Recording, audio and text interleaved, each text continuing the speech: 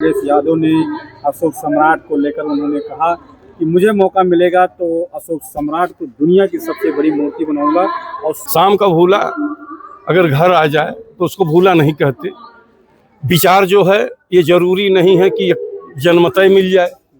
जन्म के बाद जो जैसा चाहता, सम्राट अशोक का प्रकाश उनके अंदर गया। सम्राट अशोक की हैसियत को जाने, वो सम्राट अशोक क्या है उसको पहचाने, वो पहचान के चलो। ये तो कबूल किया कि सम्राट अशोक को शोषण यानी सोने के सिंहासन पर बैठाऊंगा मेरी सरकार आएगी तो। धन्यवाद उनको को लेकर तो सरकार भी अलग अलग निशाना नहीं साध रही। ये देखिए, माननीय स्वामी प्रसाद मौर्य का संविधान सम्मान और जन हुंकार यात्रा निकली जब, और वास्तव में गांव-गांव तहसीलों पर, जिलों पर, मुख्यालयों पर रात रुक के कैडर चलाना, प्रशिक्षण लेना, जब समाज को एक सही दिशा मिलने लगी तो इनके खलबली तो आना ही है भाई राजनीतिक दलों को। आज इतनी पूछ है, कहते हैं कि भाई प्रेशर यहाँ वाला हो, सम्मान वहाँ मिलेगा। अब वहाँ जो लोग बैठे हैं उनको हाईलाइट किया जा रहा है, सम्मान दिया जा रहा है। लेकिन ये है कि जागरण बड़ी तेजी से चला है समाज में। सम्राट अशोक की जयंती जितनी अब की बार मनाई गई है पूरे देश में, हर जिले, तहसील, नुक्कड़ तक जगहों पर मनाई गई है, घरों में मनाई गई है, कभी नहीं ऐसा हुआ। जन समाज को छुट्टी यहाँ मांगने से नहीं मिलेगी ना। छुट्टी के लिए जंतर मंतर पर कभी चलो, छुट्टी के लिए लखनऊ की धरती पे आओ।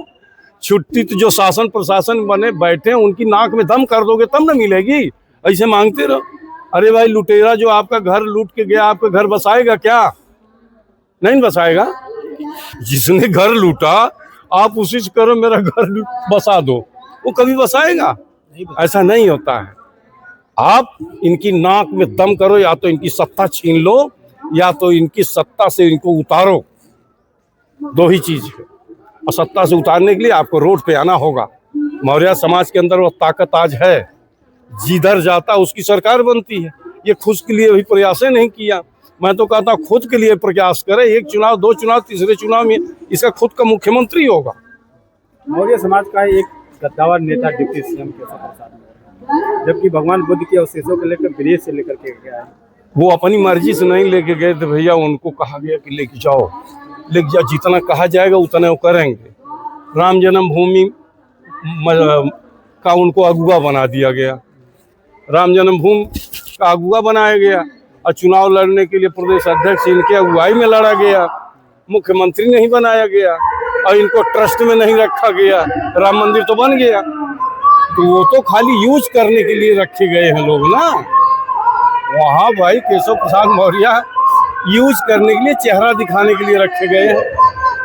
उनके अंदर एक टेलीफोनिक पावर नहीं है।